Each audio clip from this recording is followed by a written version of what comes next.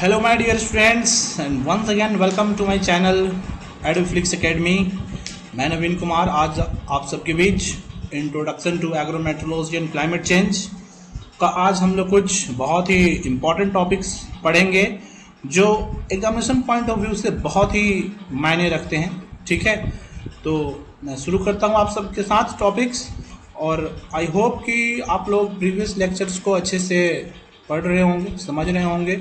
अगर in case आपको कोई भी डाउट होती है टॉपिक में तो मैं as usual I always say कि आप मेरे से पूछें, कोई भी डाउट होती है and I will be there to help you at any time. Okay, so आज का जो हमारा टॉपिक रहेगा क्लाउड से रिलेटेड हम लोग पढ़ेंगे जो आपके एग्जामिनेशन पॉइंट ऑफ व्यू से बहुत ही इंपॉर्टेंट है और इस टॉपिक को आप पढ़ेंगे, अच्छे से समझेंगे।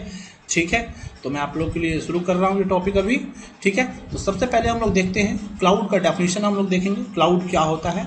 अ cloud is an accumulation or group of tiny water droplets and ice crystals that are suspended in the earth atmosphere.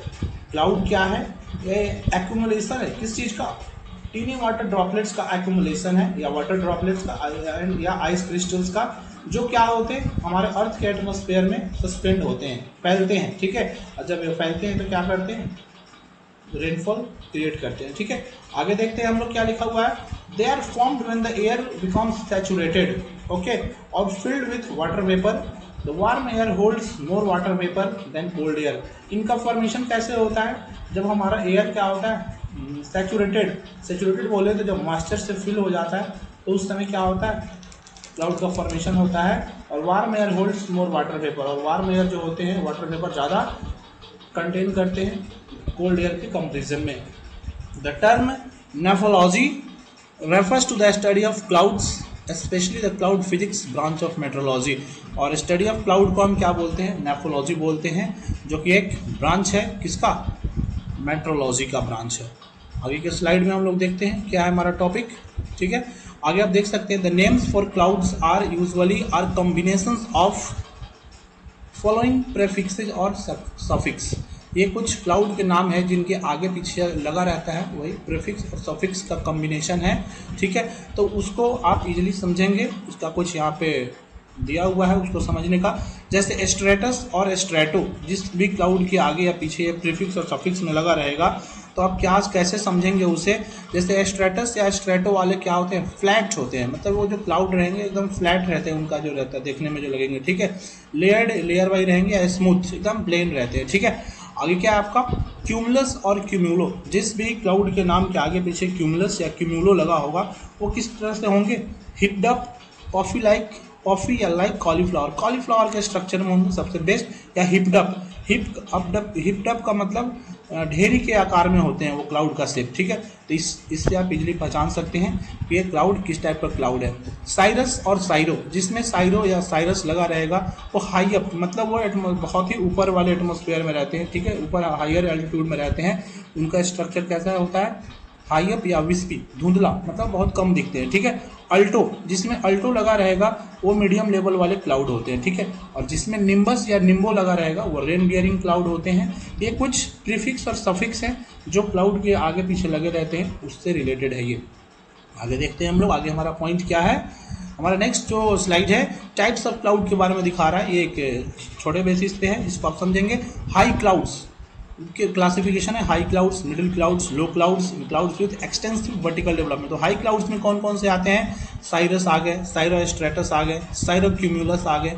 Middle clouds में कौन से आते हैं? Alto stratus, alto cumulus. Okay, low clouds में क्या आते हैं आपके? स्ट्रेटो क्यूम्यूलस आते हैं। ठीक है, फिर आपका स्ट्रेटस, निम्बो स्ट्रेटस, और क्लाउड्स विथ एक्सटेंसिव वर्टिकल जो सबसे नीचे वाले पे हो जाते हैं वो कौन से होते हैं? क्लाउड क्यूमुलस और क्यूमुलो निम्बस। ठीक है, कुछ आप लोग जैसे यहाँ देख सकते हैं, जैसे ये आपका क्या हिप लाइक स्ट्रक्चर है, कॉलीफ्लावर लाइक स्ट्रक्चर है। ठीक है, ये आप देख सकते हैं क्या है आपका? फ्लैट प्लेन बोल सकते हैं। ठीक है, ये निम्बस रेन बियरिंग क्लाउड। ये क्या है? साइरस क्या आपका? ये मतलब क्या आपका साइरस वाले क्या है, क्या स्ट्रक्चर, क्या शेप में है? ये एक तरह से आपके जैसे कि आप यहाँ देख सकते हैं साइरस वाला क्या था? हाई अप, आसमान में सबसे ऊपर में होते हैं, ठीक है। तो इससे आप इजीली आइडेंटिफाई कर सकते हैं, आप बाहर के भी एटमॉस्फेयर को देख के पहचान सकते हैं कि किस प्रकार का ये क्लाउड है। यहाँ पे देखते हैं हम लोग types of cloud based on altitude और हाइट और एल्टीट्यूड के बेसिस पे क्लाउड का क्लासिफिकेशन जो हमने पहले भी देखा था, अब इसी को थोड़ा हम लोग डिटेल में पढ़ेंगे। तो पहला क्या है आपका हाई क्लाउड्स है। The clouds with a height of above 6000 feet are called high cloud. जो क्लाउड 6000 फीट से ऊपर होते हैं उसको हम लोग क्या बोलते हैं, हाई क्लाउड्स कहते हैं। They are also known as cirrus cloud, उन्हें हम साइरस क्लाउड भी कहते हैं। And they are usually thick and made up of ice, वो उनके जो लेयर होते हैं थिक होते हैं और वो आइस से बने रहते हैं, ठीक है। Such clouds often indicate fair weather and they do not produce rain. और वैसे ये ऐसे क्लाउड होते हैं जो फेयर वेदर को इंडिकेट करते हैं और ये रेनफॉल प्रोड्यूस नहीं करते, ठीक है। आगे देखते हैं हम लोग मिडिल क्लाउड्स। मिडिल क्लाउड्स क्या होते हैं, clouds which is formed between the height of 65 feet and from 2000 to 6000 metre. जो 2000 से 6000 के फीट के बीच में होते हैं, मीटर के बीच में होते हैं, वो कैसे क्लाउड होते हैं, मिडिल क्लाउड्स होते हैं। They are also named as alto clouds, okay, उन्हें हम अल्टो क्लाउड्स के नाम से भी जानते हैं, मिडिल क्लाउड्स को, और हाई क्लाउड्स को साइरस क्लाउड्स के नाम से जानते हैं। दे मेनली, तो आपको ये चीज़ याद रखनी है, ठीक है, they mainly signify an approaching storm and sometimes also produce minor rain or snow that does not reach the ground surface of the earth. Middle clouds कैसे होते हैं, ये स्टॉर्म को अप्रोच करते हैं, ठीक है, और कुछ समय ये माइनर रेनफॉल भी क्रिएट करते हैं, बट वो ऐसा रेन होता है जो हमारे ग्राउंड सर्फेस पे नहीं पहुंच पाता है। आगे की स्लाइड में हम लोग देखते हैं क्या है। Middle clouds are further classified into 2 types. They are, middle clouds क्या है, फर्दर 2 क्लाउड्स में क्लासिफिकेशन है, अल्टो स्ट्रेटस, ओके, दूसरा क्या है आपका अल्टो क्यूमुलस। अल्टो स्ट्रेटस क्या है आपका, यहाँ पे देख सकते हैं, alto stratus the clouds which are formed from continuous sheets and are grey or blue grey in colour are called alto stratus. Alto stratus कैसे होते हैं, ये जो आपके होते हैं इनका जो कलर कैसा होती है, बहुत सारे कंटिन्यूअस शीट से मिलकर बने होते हैं और ये grey or blue grey colour में होते हैं, जिन्हें हम अल्टो स्ट्रेटस भी कहते हैं cloud. They are formed mainly of made up of ice crystals and water droplets। ये water droplets और ice crystals से जनरली बने होते हैं। Such clouds are ahead of storms, मतलब ये clouds storm से भी आगे, मतलब ये क्या होते हैं, जब ऐसा cloud का formation होता है तो continuous rainfall या snowfall होने के chances होते हैं, ठीक है। Alto cumulus, such clouds are grey sheets and are characterized by global masses or rolls in layers। These clouds are smaller than stratocumulus clouds। और ये ऐसे क्लाउड्स होते हैं जो ग्रे शीट फॉर्मेशन करते हैं और हर जगह मतलब लेयर में बने रहते हैं, ठीक। और ये क्लाउड स्ट्रेटोक्यूमुलस क्लाउड से क्या होते हैं, छोटे होते हैं। आगे देखते हैं हम लोग लो क्लाउड्स, ठीक है। लो क्लाउड्स में कौन से आते हैं हमारे, उसको हम लोग देखते हैं, ठीक है। जैसे कि आप देख सकते हैं low clouds, clouds which lie below the height of 6500 feet from the surface to 2000 metres are called low cloud. जो क्लाउड 6000 फीट से नीचे होते हैं और 2000 फीट मीटर के रेंज में रहते हैं, वो क्लाउड लो क्लाउड कहते हैं। They are also known as stratus clouds. The state appearance is dense, dark and rainy. इनके जो अपीयरेंस होते हैं बहुत डेंस, डार्क और रेनी होते हैं, या रेनफॉल क्रिएट करने का चांसेस ज़्यादा होते हैं। And can be cordoning white bumps with spread itself with blue sky. और ये क्या होते हैं, वाइट मतलब देखते होंगे आप लोग, उजला उजला टाइप का बम्प्स बने रहते हैं और साथ ही साथ ब्लू स्काई भी उस समय फॉर्मेशन होते हैं, ठीक है। तो ये लो क्लाउड्स होते हैं, ठीक है। इनमें डार्क और रेनी, मतलब डार्क बहुत अंधेरा और कभी कभी ऐसा रेनफॉल होने के भी चांसेस हो जाते हैं। इसके लो क्लाउड्स में कौन कौन से आते हैं, स्ट्रेटोक्यूमुलस, स्ट्रेटस, निम्बो स्ट्रेटस। तो हम लोग देखते हैं कि स्ट्रेटोक्यूमुलस क्या है आपका। Such clouds are large, dark, rounded and usually in the form of groups, lines और waves। ये जो स्ट्रेटोक्यूमुलस होते हैं डार्क राउंडेड होते हैं और क्या होते हैं, ग्रुप्स ऑफ लाइन, मतलब बहुत सारे देखते हैं वेव्स के तरंग के रूप में होते हैं, ठीक है। स्ट्रेटस क्या है आपका, such clouds look like a huge grey blanket. Stratus किस प्रकार के होते हैं, ये ह्यूज ग्रे ब्लैंकेट टाइप के ये क्लाउड्स का फॉर्मेशन होता है, दिखते हैं। That Hanks low in the sky that resembles fog. और ये क्या होते हैं, फॉग, कुहासा को रिजेंबल करते हैं। They are made up of uniform layers and appear dull. ये अलग यूनिफॉर्म लेयर्स इक्वल लेयर में बने रहते हैं। In case this clouds are warm it shows rain and if they are cold it shows snowfall. जब गर्म का मौसम होता है, जब गर्मी क्रिएट करते हैं तो उस समय क्या होता है, हल्का रेनफॉल होने के चांसेस होते हैं। और जब ठंड ठंडा क्रिएट करते हैं, हल्का कोल्ड वेदर क्रिएट होता है, मौसम क्रिएट होता है, तो उस समय स्नोफॉल के चांसेस होते हैं। ठीक है, अगला क्या है आपका इसमें nimbo stratus. Such clouds are dark and thick, along with that they are also accompanied by light to moderately falling precipitation, rainfall और snowfall. They are also known as rain clouds. nimbus stratus ऐसे cloud होते हैं जो क्या rain bearing clouds होते हैं। ठीक है, और इनमें क्या होता है, ये light to moderate falling precipitation, मतलब इनमें हल्का या ज़्यादा प्रेसिपिटेशन होने के चांसेस होते हैं। ठीक है, और इसे हम लोग क्या रेन क्लाउड्स के नाम से जानते हैं। जैसे कि आप लोग यहाँ देख सकते हैं कुछ स्ट्रक्चर के बेसिस पे। ठीक है, ये कॉलीफ्लावर लाइक है, चाहे हिप लाइक स्ट्रक्चर है। ठीक है, तो आप ये देख सकते हैं किस प्रकार के ये विस्पी वाला टाइप का है। तो ये आप देख सकते हैं कि किस प्रकार के क्लाउड का फॉर्मेशन है, स्ट्रक्चर है, इससे आप इजीली समझ सकते हैं क्लाउड के बारे में। ठीक है, और यहाँ पे हाइट के बेसिस पे है, जो 2 किलो ग्राउंड से 2 किलोमीटर के रहता है वो किस में निम्बस क्लाउड आते हैं, स्ट्रेटस आते हैं। जो 4 से 8 किलोमीटर के रेंज में रहते हैं वो किस में आते हैं, क्यूमुलस क्लाउड। जो 8 से 12 किलोमीटर के रेंज में रहते हैं वो किस में रहते हैं, साइरस क्लाउड रहते हैं। देख सकते हैं आप किस तरह सीट का फॉर्मेशन हो रहा है। ठीक है, ये कहने का मतलब है। तो ये क्या होते हैं यार, और हमें पता है हम लोग लेयर ऑफ एटमोस्फेयर पहले थे जिसमें ट्रोपोस्फेयर में ये जितने भी एक्टिविटीज़ होते हैं सारे ट्रोपोस्फेयर वाले लेयर में होते हैं। तो वही आप देख सकते हैं ये 8 से 12 किलोमीटर के हाईएस्ट रेंज में ये सब का फॉर्मेशन होता है। ठीक है, तो आई होप कि क्लियर होगा आपको, पहले के लेक्चर से रिलेटेड है क्लाउड का फॉर्मेशन कैसे होता है। ठीक है, ये देख लेते हैं हम लोग topic. The existence of clouds is due to the presence of water vapour.